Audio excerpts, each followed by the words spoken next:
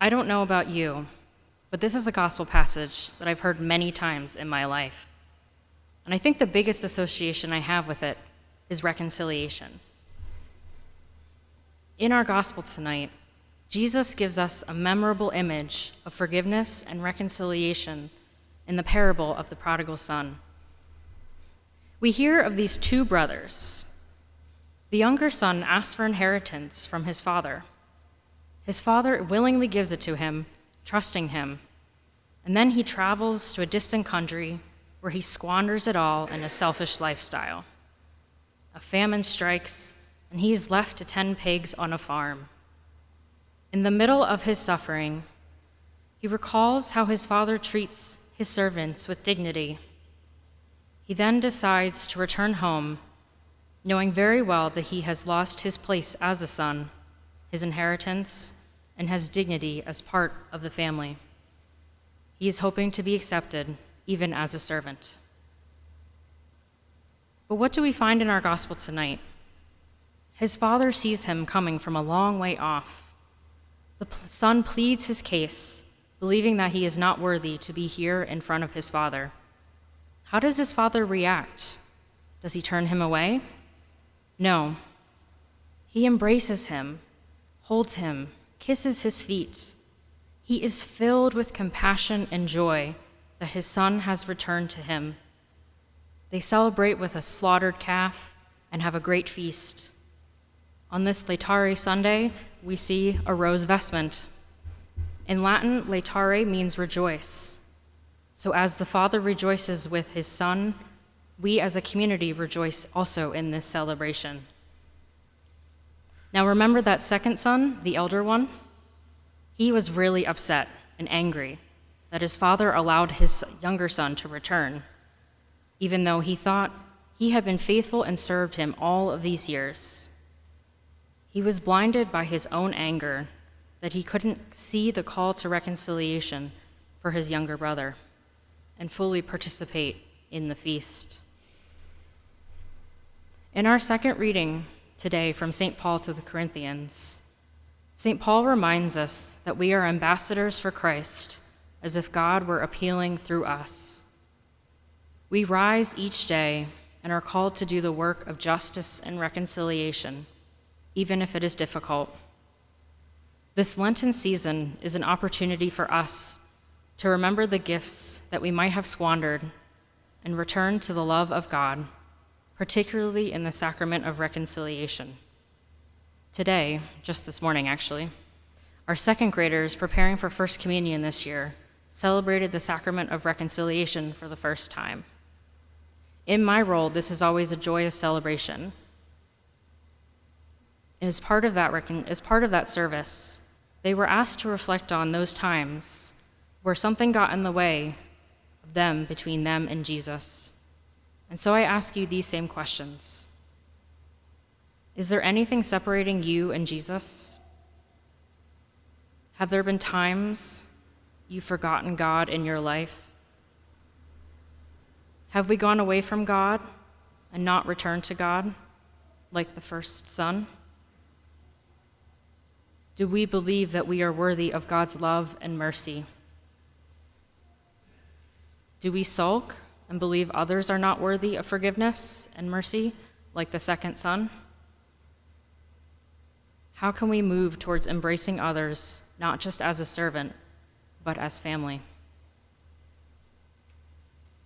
Jesus' message of reconciliation today invites us to see how we can be Christ for others in our lives and continue the work of restorative justice for those who do not feel worthy of God's love and forgiveness. How can we invite others into God's loving embrace, just like the Father? May we have the eyes and ears to see them from a long way off, joyfully welcoming them into the family of God's love, mercy, and forgiveness. How many of you have ever said, "That's not fair"? Yeah, we might have said it maybe to our mom or dad, or maybe even to a teacher. It seems to be a common phrase in families, and it's also part of the readings that we listened to today. When I was little, the gospel story of the two sons was one of my favorite stories that we listened to at Mass and read at home in our children's Bible during our family prayer time. You see, I'm the oldest sister to two wonderful younger sisters, but growing up, things weren't always so wonderful. I remember feeling jealous of my sisters when I thought that they were getting more attention than me, or especially when I thought they might be getting better birthday or Christmas presents. There were also some times when one of them made a mistake or broke a family rule, and I thought that I was better than them because I didn't make that mistake or break that rule. I was the good daughter. For a long time, when I listened to this Bible story, I felt like I understood the older brother in the story, the one who had stayed and helped his dad, who had followed all the rules, and who couldn't understand why his family is throwing a party for his younger brother who left home and made some mistakes. I always imagined this brother having a temper tantrum in front of his dad and whining, "It's not fair. I've done everything right, and he's the one who gets celebrated just for coming home?"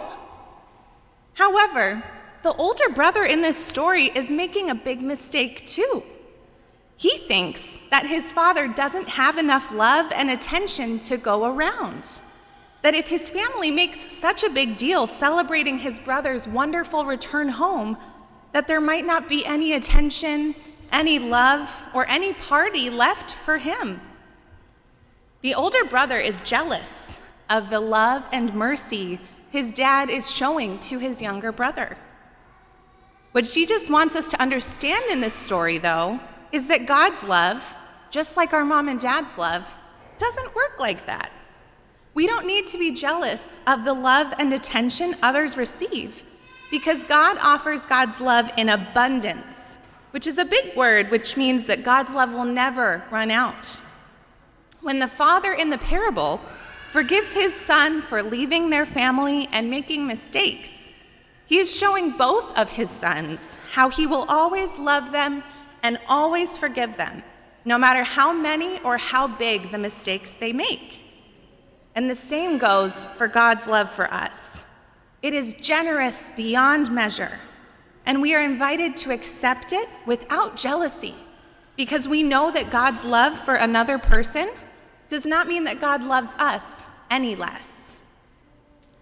Our responsorial psalm that we sang today tells us that we should taste and see the goodness of the Lord, that we should take time to recognize just how good, just how wonderful God is. Our God is a good God who wants the best for us. We are human, and so we are going to make mistakes. Like the younger brother, there will be times in our lives when we think we know better than God, and we do things that we want to do rather than things that we know God wants us to do.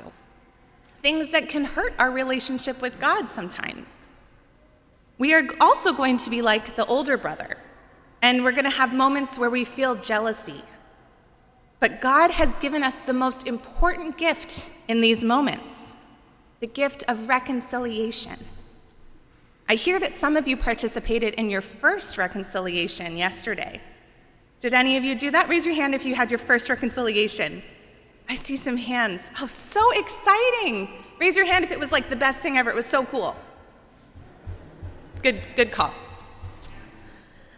The best part about that sacrament is that because God's love and forgiveness never runs out, we get to receive God's mercy over and over again, as many times as we need to help us heal in that relationship with God.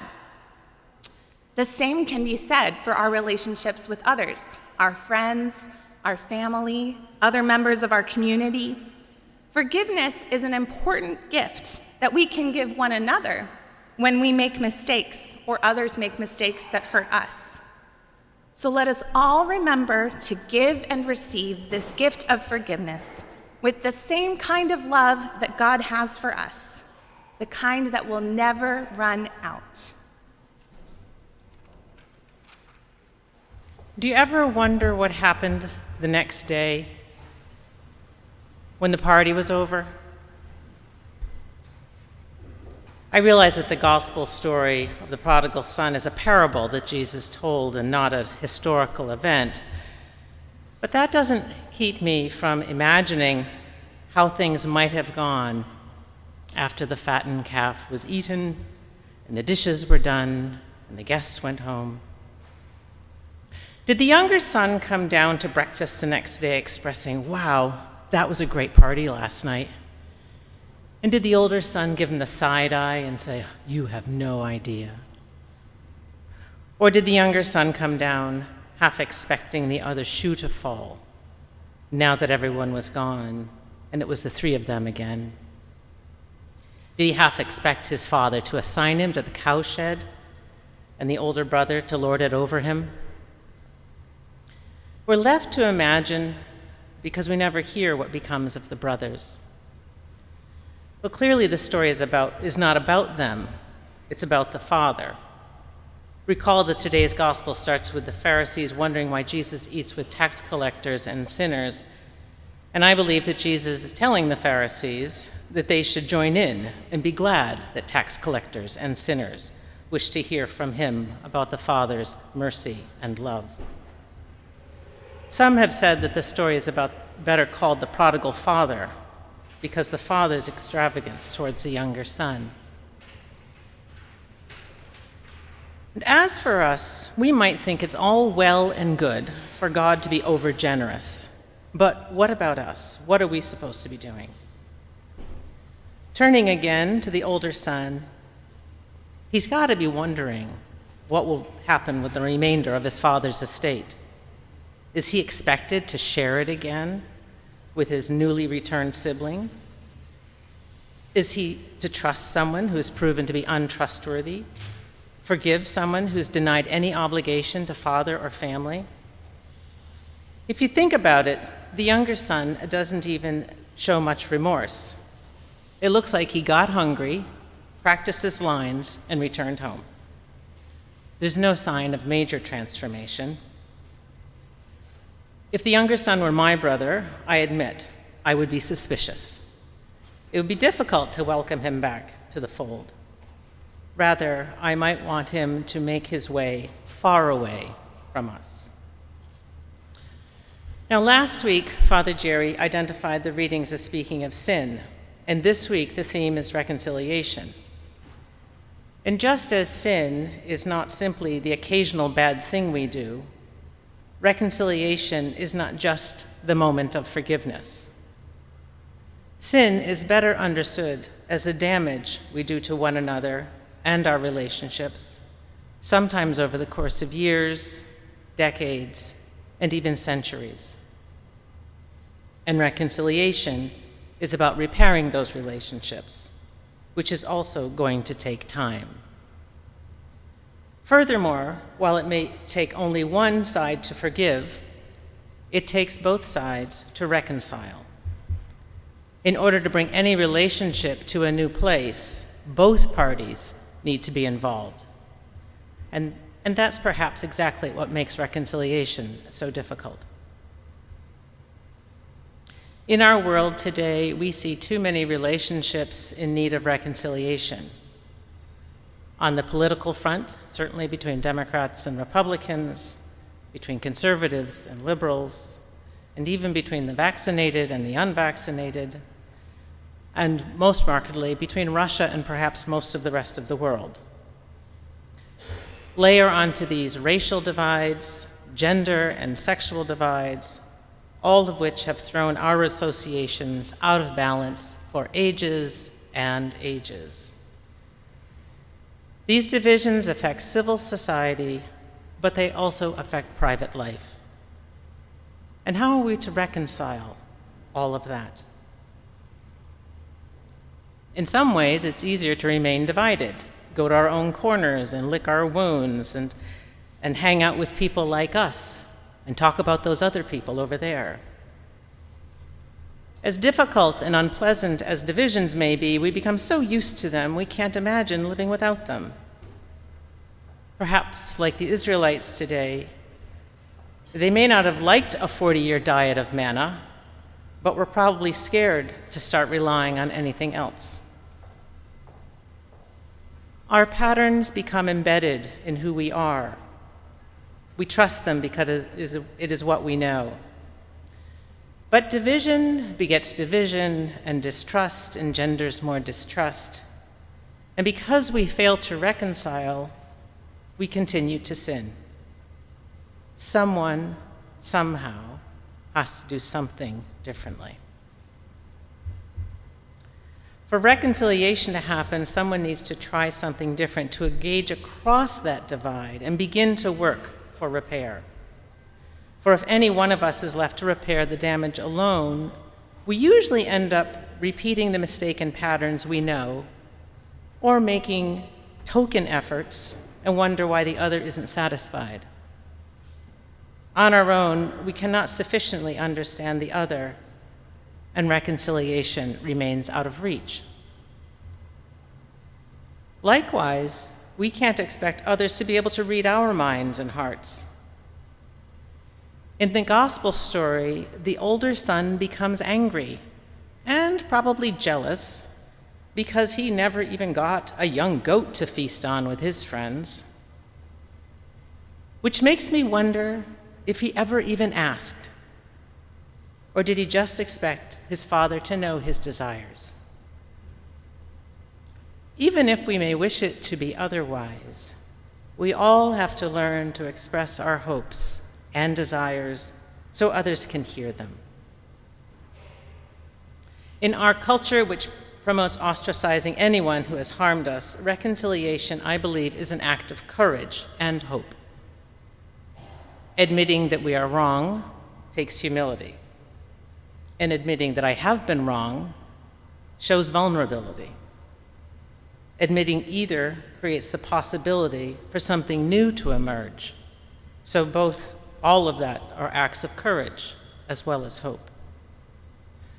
For myself, I count on two things. One is my belief that the effort to reconcile has got to result in something better than the imbalance of the present, even if I'm the one who benefits from that imbalance. And even if my first step is a misstep, I hope the fact that I am taking a step communicates my desire to be reconciled. And I'm guessing that this is what the younger son was hoping as he practiced his lines. And for my second point, I believe that God is present in the process. It is God who creates the space and the possibility for reconciliation. Paul writes to the Corinthians that God has reconciled us to God's self through Christ and given us the ministry of reconciliation, entrusting to us the message of reconciliation. So while it is our work that we're clearly called to, it is not work that we do alone. And we see this in the character of the prodigal father. He is on the lookout for his son, so that his sons might be reconciled with him and with one another. As Jesus suggests, God creates the space. I believe that by risking reconciliation with those we have hurt or who have hurt us, we enter a space that God is creating so that grace may flow and reconciliation may happen. I close by inviting us to imagine the morning after the party, when the fattened calf is eaten, when the dishes are done, when the guests have gone home, when the younger son comes down to breakfast. What do you hope the older son says to him? And what would you say to him?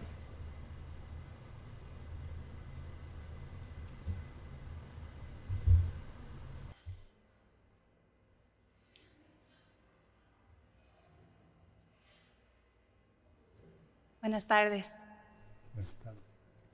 ¿Cuántos de nosotros han dicho alguna vez, no es justo, a sus padres o a otras personas? Pienso que es una frase muy común en las familias y también es parte de las lecturas que escuchamos hoy. Cuando era niña, este evangelio era una de mis historias favoritas que escuchábamos en la misa y leíamos en casa durante nuestro tiempo de oración familiar. Es que soy la hermana mayor de 2 hermanitas maravillosas, pero muchas veces durante nuestra niñez las cosas no siempre fueron tan maravillosas.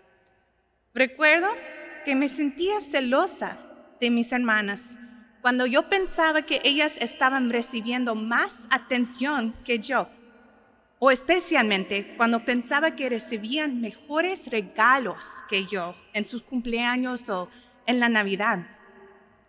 También hubo momentos en que una de ellas cometió un error o rompió una regla familiar, y yo pensé que yo era mejor que ellas, porque no cometí ese error ni rompí esa regla. Yo era la buena hija.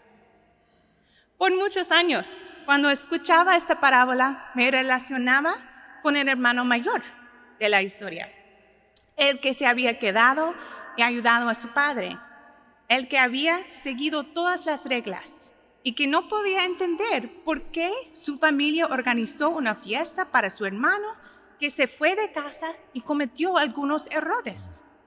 Siempre imaginé a este hermano haciendo una rabieta frente a su papá, gritando, no es justo, hice todo bien y es él a quien celebran solo por volver a casa. Sin embargo, el hermano mayor en esta historia también está cometiendo un gran error. Piensa que su padre no tiene suficiente amor y atención para todos, que si su familia hace un gran alboroto para celebrar el regreso a casa de su hermano menor, que no le quedará ninguna atención, ningún amor, ni ninguna fiesta para el hermano mayor. El hermano mayor se siente celoso del amor y de la misericordia que su padre le muestra a su hermano menor. Pero lo que Jesús quiere que entendamos en esta historia es que el amor de Dios, al igual que el amor de nuestros padres, no funciona así. No necesitamos sentir celos del amor y la atención que otros reciben, porque Dios nos ofrece su amor a todos nosotros en abundancia. El amor de Dios nunca se acabará. Cuando el padre en la parábola perdona a su hijo por dejar a su familia y cometer errores, les está mostrando a sus 2 hijos cómo siempre los amará y los perdonará, sin importar cuántos o cuán grandes sean los errores que cometan. Lo mismo ocurre con el amor de Dios por nosotros. Es generoso sin medida y estamos invitados a aceptarlo sin celos, porque sabemos que el amor de Dios por otra persona no significa que Dios nos ame menos. Nuestro salmo responsorial, el que cantamos hoy, nos dice que debemos gustar y ver qué bueno es el Señor, que debemos tomarnos el tiempo para reconocer cuán bueno, cuán maravilloso es Dios. Nuestro Dios es un Dios bueno que quiere lo mejor para nosotros. Somos humanos y por lo tanto vamos a cometer errores. Como el hermano menor, habrá momentos en nuestras vidas en los que vamos a pensar que sabemos más que Dios y haremos las cosas que nosotros queremos hacer en lugar de los que sabemos que Dios quiere que hagamos. Cosas que a veces dañan a nuestra relación con Dios. También vamos a ser a veces como el hermano mayor y tener momentos en los que sentimos celos. Pero Dios nos ha dado el regalo más importante en estos momentos, el regalo de la reconciliación. Ayer, algunos de los niños que están preparándose para su primera comunión participaron en su primera reconciliación. Oí que fue un evento bien bonito. La mejor parte de este sacramento es que el amor y el perdón de Dios nunca se agotan. Y entonces podemos recibir la misericordia de Dios una y otra vez, tantas veces como sea necesario para ayudar a sanar nuestra relación con Dios. Y es lo mismo en nuestras relaciones con otras personas de la familia de Dios. El perdón es un regalo importante que podemos darnos unos a otros para ayudar a sanar cuando nosotros u otros cometemos errores.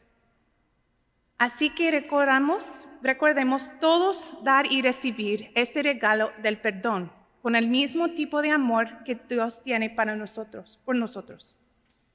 El amor que nunca se agotará.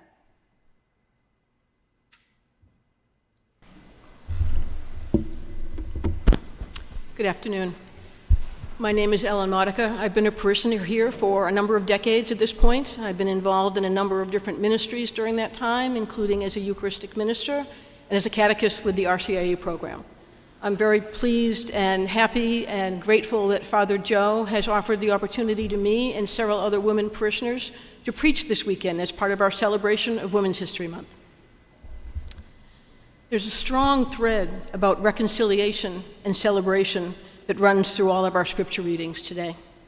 In the first reading, God tells Joshua that he has removed the reproach of Egypt from the Israelites.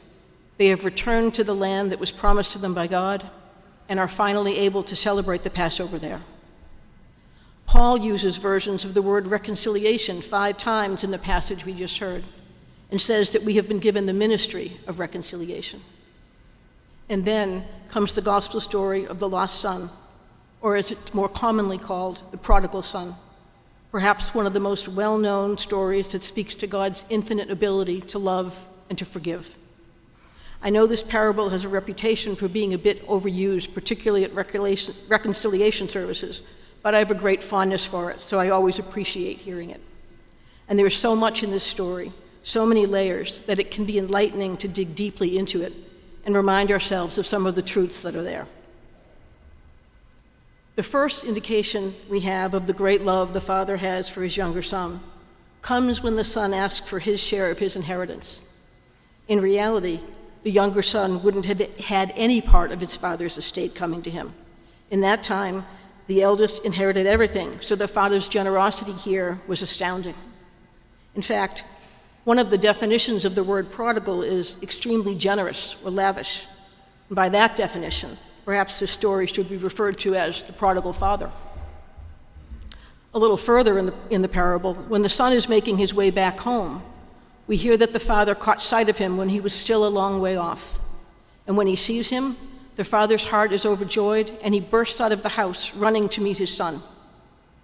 The image this brings to mind to me is of the father looking out his window every day, watching for his son, praying that today will be the day he comes home. And I can't help it, but here is where I picture the father, who stands for God in this story, of course, as a golden retriever, sitting by the window, waiting faithfully for his person to come home, getting up every morning thinking, I know he's coming home today, only wanting him back, only wanting to love him. And when he finally arrives, leaping into action. I'm pretty sure a lot of sloppy kisses were involved. And of course, the father's love extends to the older son as well. He doesn't rebuke the older son when he gets angry, and he doesn't get angry with him. The father goes to the son when the son refuses to enter the house, instead of insisting that the son come to him. And he lovingly reminds his son that he is always with him, and everything that the son has a share in everything that the father has. In this gospel story, we get to hear a number of different viewpoints and see how various members of the family interact with each other. But there's one voice that we don't hear, one voice that's missing, and that's a woman's voice. We don't know if there's a wife or mother in this family. There's no mention of her at all. Maybe she died years back. Maybe she's just not invited to be a part of this conversation. But whatever the reason we don't hear her, I often wonder what she would have said to her husband and sons. What might have been different if her voice was heard? Here's what I imagine. To her husband, she might have said, I'm as thrilled as you are that our boy is back, but I can see why our oldest might be angry with you. In his eyes, you're playing favorites. He stayed and did all the work, and his brother gets celebrated for coming home empty-handed. Now, I know you love him. You've guided him, taught him a trade. You've been with him every step of the way. But it would go a long way if you told him more often how much you love him and how proud you are of him. Words matter. He needs to hear those words from you. And a hug is also in order. And to her older son, you, my son, need to get over yourself. Yes, your father is making a big deal that your brother is home. Do you think he wouldn't do the same for you if the situation were reversed? And yes, your brother did waste the money your father gave him. But if you'd bothered to come in the house and talk to him, you'd know how much he's already paid for that. Your father and I love you both, not because of how much work you do or how well you follow the rules, and we don't love you less when you make mistakes. A parent's love is never transactional. So I'm asking you to try to find it in your heart to love your brother the same way. We have a chance to be a whole family again. Won't you please come into the house and celebrate with us? And finally, to the younger son, I love you, and I'm overjoyed that you're home safe. Your father is right to celebrate our great good fortune in having you back with us. I only wish that you had known from the very beginning that you could have come home at any time. We will always take you back, no matter what. My heart breaks that you had to live the way that you did. No one to care for you, not enough to eat. That ends right now. But I'm also angry with you. You were selfish, and you made us worry. You left your older brother in a bind. He felt obligated to do your share of the work, and he hasn't had any time to spend with his friends. Do you see why he might not want to come in and celebrate with you? So it would go a long way if you apologized to him as you tried to do to your father. He deserves that from you. Would the wife and mother's part of the conversation have made any difference? Would her viewpoint have changed anything? We can't know, but I like to think that it would. I like to think that the conversation would be fuller, that everyone in the family would be richer for listening to each other. And I wonder how much richer it would be if we were open to hearing all the voices around us, if all of our voices were deemed worthy of being heard on a regular basis.